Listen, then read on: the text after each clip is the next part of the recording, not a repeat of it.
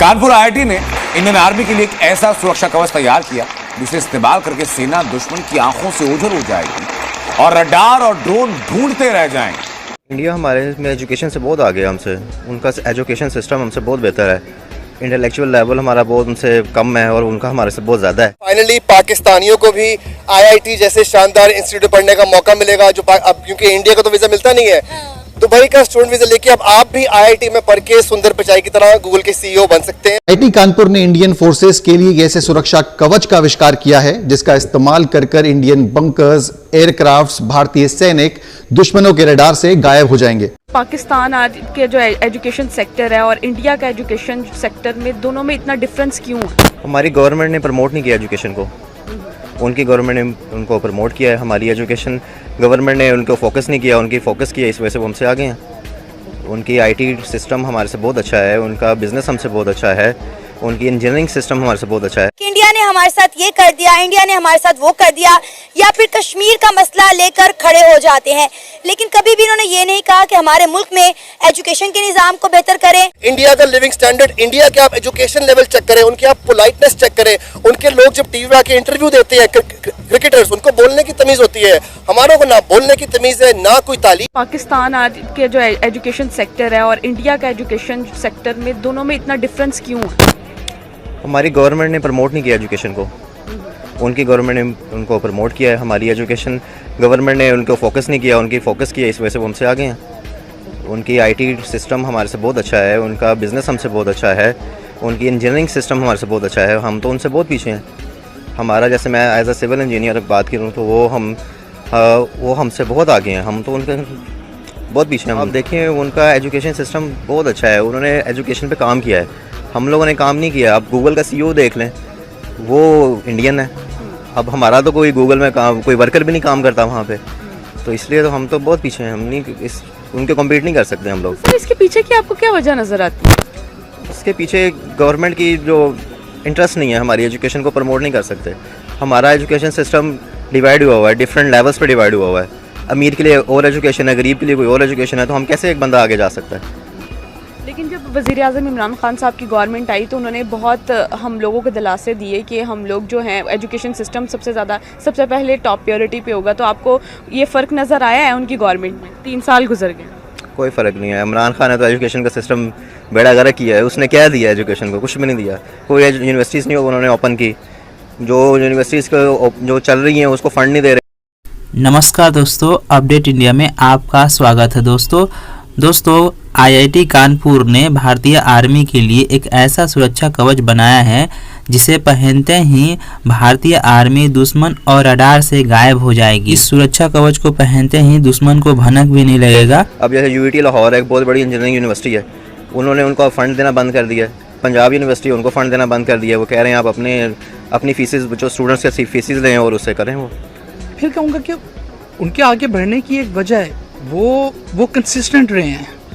जबकि पाकिस्तान में मैंने आपको बताया कि डे बाय डे हम पीछे की तरफ चले जा रहे हैं। आप सिंध में चले जाएं, वहाँ पे आज भी जो स्कूल का सिस्टम है वो एग्जिस्ट ही नहीं कर रहे हैं। वहाँ पे क्या हाल है कि यहाँ पे आप ये देखें कि जो हमारा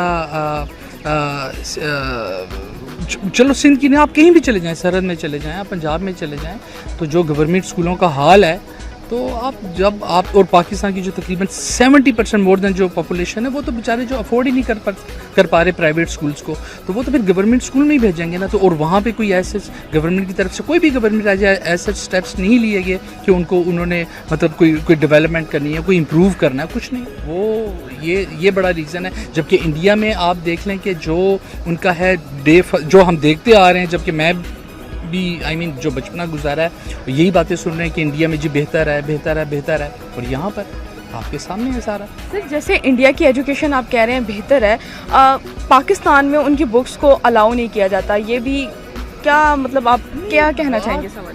बात पाकिस्तान में बुक्स अलाउ करने की नहीं, जो यहाँ पे बात यही है कि जहाँ पे जो बुक्स चल भी रही हैं, आप देखें ना कि प्राइवेट सेक्टर में अलहदा बुक्स चल रही हैं और गवर्नमेंट सेक्टर पे अलहदा चल रही हैं, तो वो अब प्राइवेट में आपको ऑक्सफोर्ड की सारी बुक्स पढ़ाई जा रही हैं, उसमें भी मुख्तलिफ ग्रेड्स हैं, जबकि गवर्नमेंट स्कूलों में क्या पढ़ाया जा रहा है? आप भी आईआईटी में पढ़ के सुंदर पिचाई की तरह गूगल के सीईओ बन सकते हैं। पाकिस्तानियों में हालांकि हमारे जो इदारे हैं वो तो इस काबिल नहीं है कि कोई सुंदर पिचाई प्रोड्यूस करें, या कोई इंदिरा नूई जो पेप्सी की सीईओ है, आपका जो माइक्रोसॉफ्ट का CEO था, तो हमारे तो इंस्टीट्यूट प्रोड्यूस नहीं कर सकते ये चीज़ें।